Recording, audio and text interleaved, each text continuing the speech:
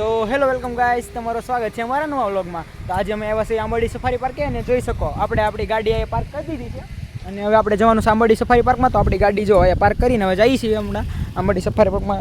જોઈ શકો છો આ છે આપણો લુક અને આ છે આંબરડી સફારી પાર્કનું પાર્કિંગ. તો અમે પાર્કિંગ કરી દીધી છે ને હવે જઈએ છીએ ફોટોગ્રાફી માટે અને વિડીયો શૂટિંગ માટે આંબરડી સફારી પાર્કમાં. તો ચાલો તમને હમણાં વ્યૂ ચેક કરાવી.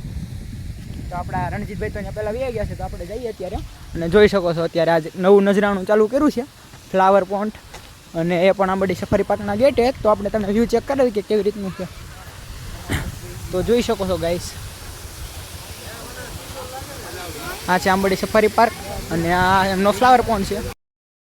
તો ગાઈસ આ છે આંબરડી સફારી પાર્ક અને અમે આવી ગયા છીએ અત્યારે.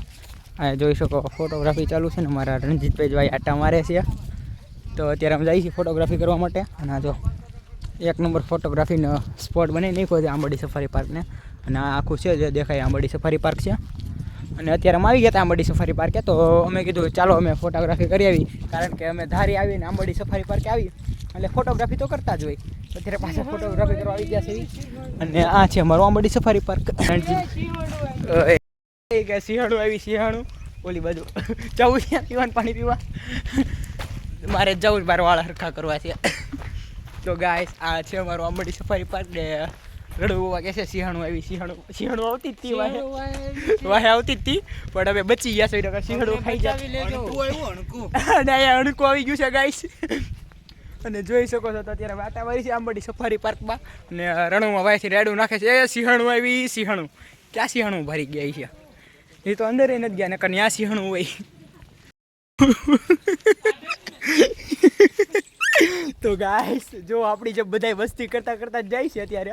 તો અમે આવી ગયા છીએ આંબરડી સફારી પાર્ક. ગાડી અંદર જવા દેતા હોય એમાં ગાડી અંદર જવા દે તો ફાડી ખાઈ જાય તમને.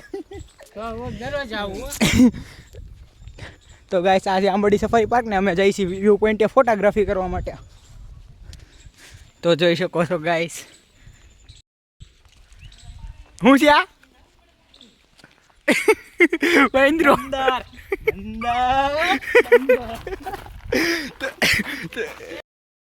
ફોટા પાડતા હતા હણકાન સિંહાઈ રહ્યા. અને અમારા રણુ મામાને જ્યાં ત્યાં સિંહણું દેખાઈ જાય છે કે જો આ સિંહણ રહી. એ તો સિંહણ જોવા દેવા છે ને અમારા જો રણજીતભાઈ શું કહે છે મોજ ને.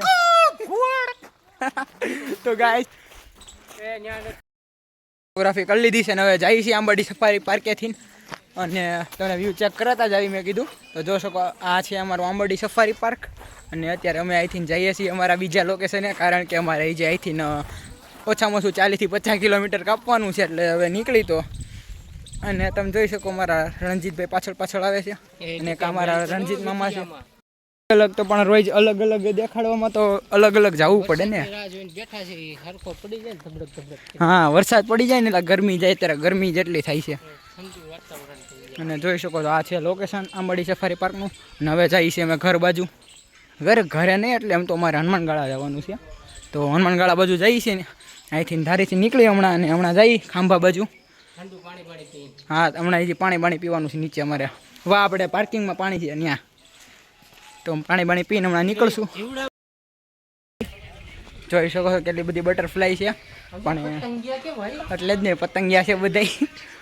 રણું એકાદું લઈ જવું પતંગિયો આપણે ઘરે વાડામાં રાખીશું. ઓરિજિનલ પતંગિયા કેવડા મોટા પતંગિયા છે કાંઈ રણુમાં.